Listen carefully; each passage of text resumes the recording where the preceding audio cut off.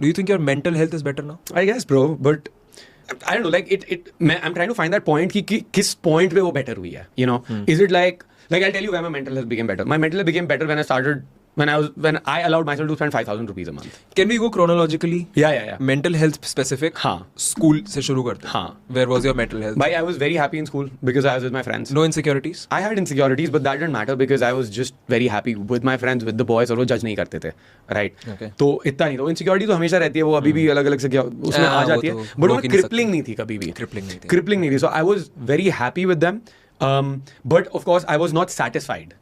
वो था. It's like losing hair right now. हाँ ठीक है, बहन जो क्यों हो रहा है? नहीं जाने चाहिए. हाँ, minoxidil लगा लूँगा. हाँ, उससे ज़्यादा क्या करेंगे? हाँ, my girlfriend is doing like PRP with me. जा रहे भाई. It's not crippling. It's not crippling. Mental health affect नहीं हो रही. Mental health उतनी affect नहीं हो रही है. But definitely like I'm happy in the sense like I'm telling you, वो 5,000 rupees a month is what will make me happy. और वो खर्चा मेरे को एक्जैक्टली पता है मुझे कहाँ करना है. मेरे को अपने ऊबर के पैसे नहीं देने, मतलब मेरे को अपनी ऊबर में खर्चना है ताकि मैं बस में ना जाऊँ. तो मैं बस में घूमता था and it would take me 3 hours bro to this college. Yeah, college के बाद भी भाई 2016 तक 2016-17 तक मैं बस में घूम रहा हूँ. मैं एक बार जीके से I met a girl and मैं वहाँ से घर आ रहा था. उसके घर से मैं चल के गया हूँ 20 मिनट बस स्टैंड तक. बस में मैंने बस लिया, एक जगह गया हूँ, वहाँ पे दूसरी बस चेंज करी है, फिर वो बस ने कहीं और उतारा है, मतलब वो उन्होंने बोला ये बस यहीं तक जाएगी तो हम आपको आगे उतारेंगे. वहाँ से तीसरी बस लेके मैं घर आया हूँ and then I walk back home. To be 3 fucking hours from GK to home, right? It's a 30-minute drive. I was like, I only want money for Uber, right? So that I don't have to fucking take the metro or the bus. That, and secondly, if I'm ever hungry, I can buy food. Instantly उसी time बिना ये सोचे कि भाई सस्ता है महंगा है. सबवे खरीदना. हाँ सबवे is not cheap. बस वही खरीद. मुझे 150 रुपए का है cheap. हाँ. But 150 रुपए. हाँ मुझे वही चाहिए था. मेरे को 150 रुपए का मेरा एक सब आ जाए और मेरे ऊबर 150 रुपए मेरे ऊबर के हो जाए. बस 4,000 रुपए में मेरा खर्चा होगा क्योंकि मैं घर पे रहूंगा, घर पे खाना खाऊंगा. उसके बाद मेरे बचेंगे 1,000 रुपए जिससे मैं अपनी महीने में एक टी-शर्ट या 2 महीने में पैसे जोड़ के पैंट या 3 महीने में जूते ले लूंगा और कुछ नहीं चाहिए. Once that happened, उसके बाद everything has been just like marginal.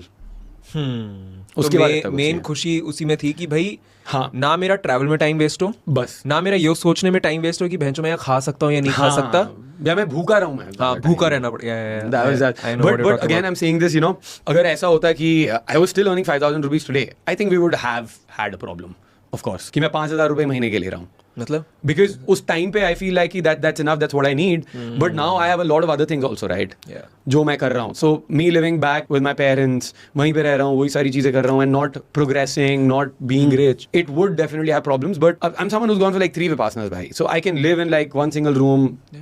Like my means is like 5,000. But of course it would have affected mental health in the sense कि मेरी self esteem क्या है कि मैं कर क्या रहा हूँ अपनी life के साथ. But in college when you started, ये आपको fear of rejection तो आपका हट ही गया था 6 महीने तक वो करके, right?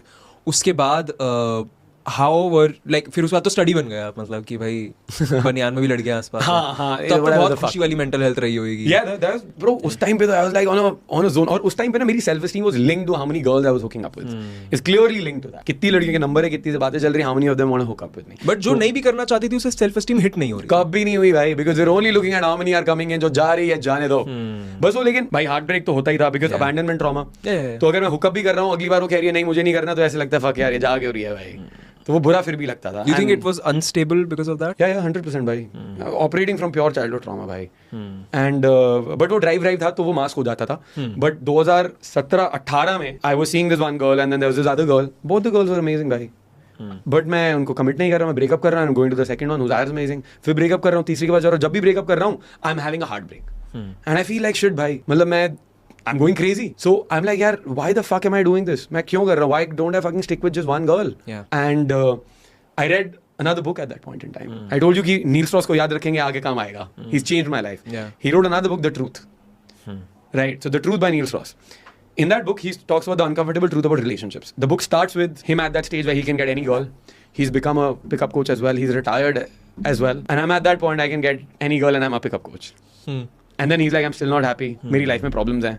ये लड़कियां ऐसे कर रही हैं. He figures like he's still cheating on his wife, who's amazing. He doesn't समझ नहीं आ रहा क्या हो रहा है. He goes for sex addict therapy. वो क्या होता है यार, वो जहाँ पे तुम चले जाते हो नशा मुक्ति केंद्र, इंग्लिश में क्या बोलते हैं उसको, रिहैब. हाँ, तो सेक्स एडिक्ट रिहैब के लिए गया है. वहाँ पे सेक्स एडिक्शन के लिए काम हो रहा है, बट वहाँ पे पूरा चाइल्डहुड ट्रॉमा निकल के आया है. और वहाँ पे पूरा बताया अबैंडनमेंट कैसे अफेक्ट करता है. ये physical trauma कैसे affect करते हैं, neglect, abuse, enmeshment, there are bunch of these things कैसे affect करती हैं तुम्हें. And जब उसका एक he tells about his one experience वहाँ पे कि भाई ऐसे हो रहा है और ऐसे healing चल रही है. I read it, I started crying. I finished that book again in one sitting by like cover to cover because that was just same epiphany that I felt कि जब game था I felt that time. I was like everything I could connect with because the person was exactly at that point जहाँ मैं था. I was like, dude, this is crazy. I have to sort this out. I was like, कि भाई, and मैं meditation वगैरह मैं कर रहा था, but it wasn't getting to the root cause because I wasn't addressing my childhood. तो फिर वहाँ पे I discovered childhood trauma, I went to inner child healing, और वो सब फिर discover करना धीरे-धीरे start करा भाई. So then धीरे-धीरे करके eventually was a point where I was able to be in a relationship. Yeah. और वो भी like अब हुआ है, you know, कि मैं 3 साल से date कर रहा हूँ. Yeah. That point has come now. Yeah. तो उसके बाद भी I had relationships but I went away and like compulsively sex addicted, and even when you know I'd been in a relationship I wasn't always loyal. So I would be cheating around here and there, and I was like, bro, I want to have sex, fucking shit. It's like that thing I just want to. तो वो part भी पूरा heal करना was another big huge challenge, where now like in this relationship I'm like, all right, this relationship can end, whatever can happen is not in my control, but it will not end because I am scared and I feel I have certain issues and I will run away. I will stick with it, and secondly, it will not end because I will fuck it up. Yeah, I'm going to cheat on the girl. So if it ends, it ends. So that was another very fucking big win.